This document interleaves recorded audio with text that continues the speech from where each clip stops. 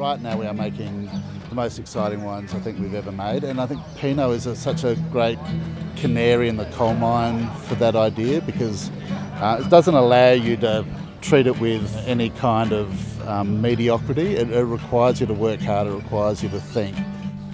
We're seeing the benefits of that hard work and that thinking, that we're drilling down to the right sites. We've worked with all that work through what are the right clones for the right sites and right regions. We actually, we're really understanding what makes great Pinot work in this country, and it is find those right sites, nurture those right sites, and really let those places express themselves.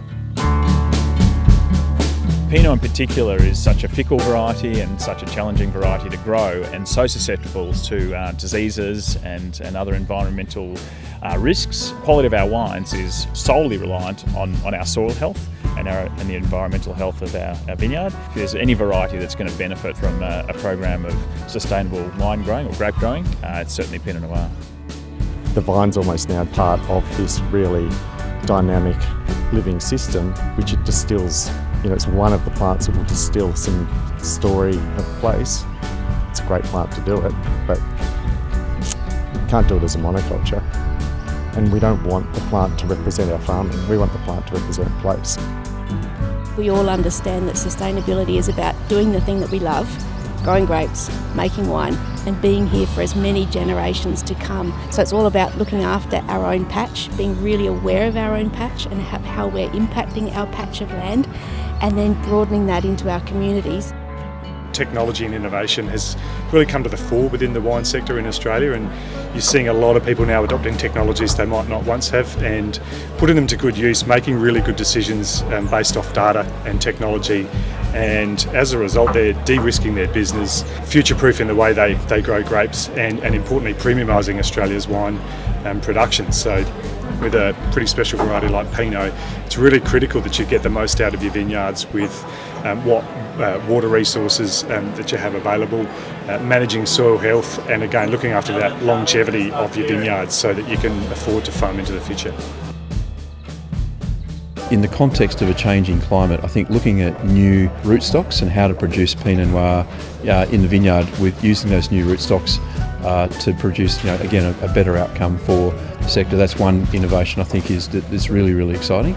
There's other risks like bushfires, and so helping producers make sure that they can manage through those particular challenging production times to, again, produce wines that aren't problematic and produce great flavours for consumers in the market. So protecting that risk for the industry as well. What we've been really working on is trying to make sure that we're selecting a rootstock that's well suited and then managing it for that balanced vine to produce quality wine, because we want to increase the proportion of rootstocks planted for a number of reasons. One, because rootstocks are a great viticultural tool for a range of environmental conditions, dry conditions, high vigour, low vigour, the whole gamut. But also, obviously, there's the threat of phylloxera, so rootstocks really offer the best and only insurance to infestation from phylloxera. Gathering passionate people and Pinot Noir people allows stronger conversations to occur so we can learn from one another. The fact that the celebration is now 20 years old means that there's been this continuum, so it's not just fleeting. It means we can have conversations about where were you 20 years ago, where have you come to today, and then in 20 years' time, where do you want to be? And the only way you achieve those things is by having a sustainable set of practices, both in the vineyard, in the winery, in the marketplace and in your business. So the more we can share those times and those conversations and outcomes together, the more it strengthens us to do that into the future. Australia is in a really good position in terms of having this strong foundation of success. Producers that are curious, wanting to learn from each other, and so there's this great opportunity to just keep building and showing the excitement that's possible here. There's a nice diversity of growing conditions in different parts of the country, and everything we've seen today has shown that the wines have quality and express where they're coming from, that diversity of growing conditions. So it's thrilling to see the range and know that that can just keep improving. It's a pretty collegiate atmosphere, which is always really impressive to me. These guys know each other, they've grown up together in a lot of cases, they talk to each other, they've learnt together because it's a young industry. And I would say that was my conclusion. There's quite a vibrant mix, but I think the key thing is they're all influencing each other, even if they don't know it. Pinot represents ambition, so you know it's one of the hardest grapes to grow. It can be one of the great wines of the world. It's the most expensive wine in the world. So if you really have an ambition to be great, then you've got to be comparing and contrasting yourself to everyone around you. And the nice thing about the Pinot community is it is collaborative and everyone wants to support and help each other.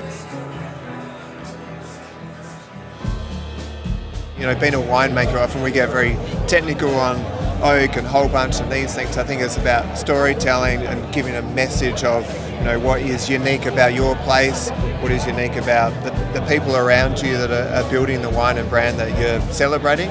The level of quality that's coming out of Australian Pinot at the moment is just so exciting, and you know, there's a lot more to be built on upon that, and we've all learned so much over the past couple of days.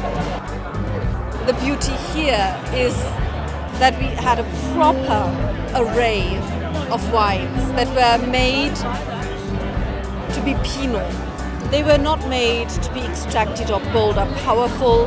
All the wines that we tasted were allowed to be Pinot. You could actually really taste the Macedon ranges, the sort of bright acidity of Tassie, that beautiful brownness of the Mornington.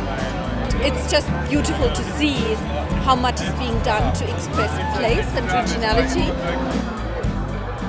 That drive to really produce the best possible wine we can from these beautiful regions, these beautiful sites that we have. So this is really about trying to tell the world more about what we can do.